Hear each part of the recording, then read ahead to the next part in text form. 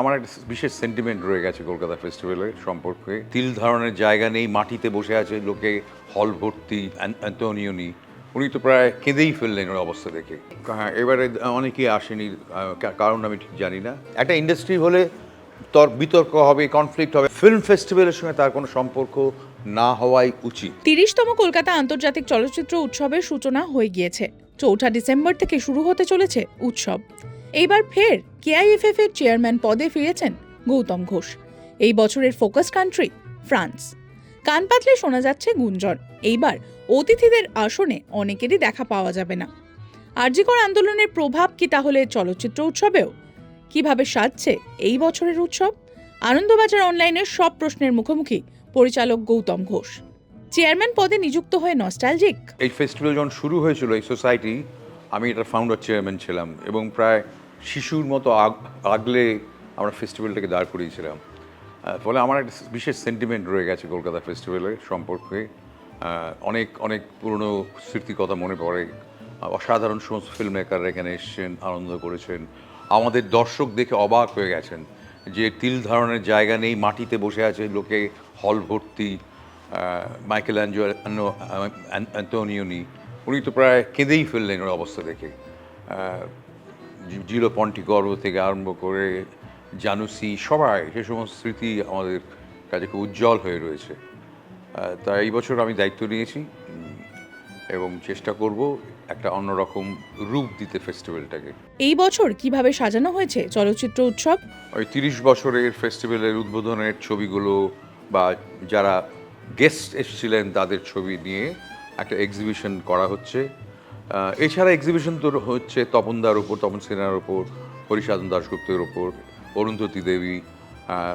তা এগুলো সেই এক্সিবিশনগুলোর মধ্যে অনেক ফিল্ম ফেস্টিভ্যাল সংক্রান্ত ছবি খুঁজে পাওয়া যাবে।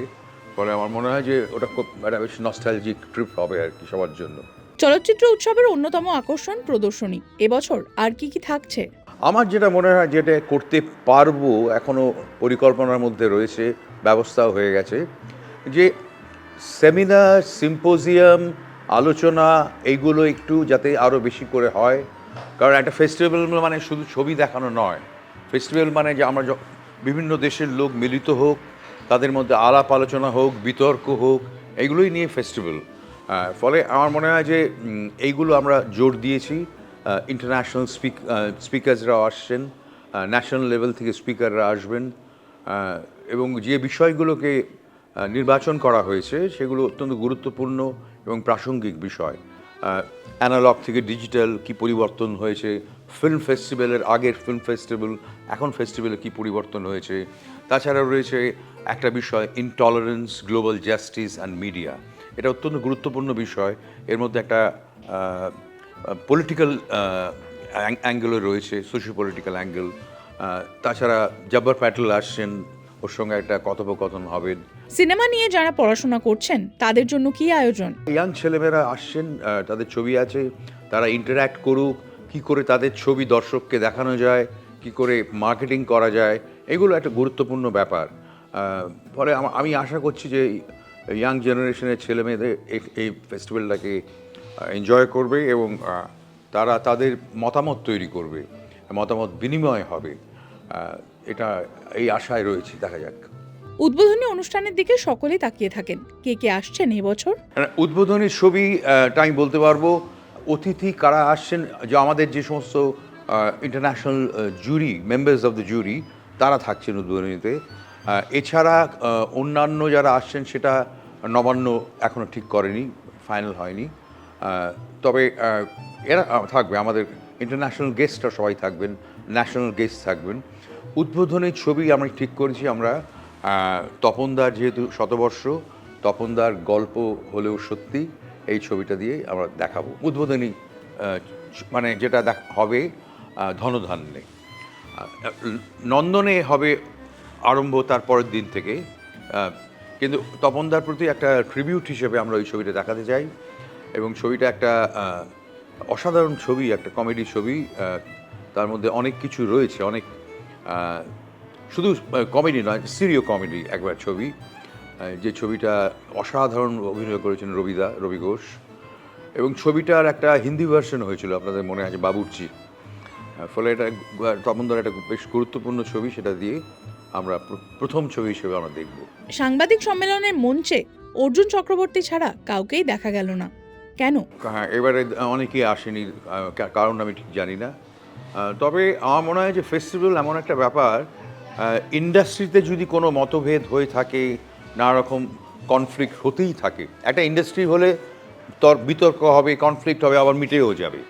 ইন্ডাস্ট্রি কনফ্লিক্ট একটা জায়গায়, ফিল্ম ফেস্টিভ্যালের সঙ্গে তার কোনো সম্পর্ক না হওয়াই উচিত, কারণ এই ফিল্ম ফেস্টিভ্যালটা সকলের, এবং আমরা একটা ইন্টারন্যাশনাল ফিল্ম ফেস্টিভ্যাল করছি, এখানে সকলের পার্টিসিপেট করা উচিত বলে আমার ধারণা। রাজ চক্রবর্তী কয়েক বছর দায়িত্বশীল পদে ছিলেন, এবছর তিনি কি একেবারেই বিযুক্ত?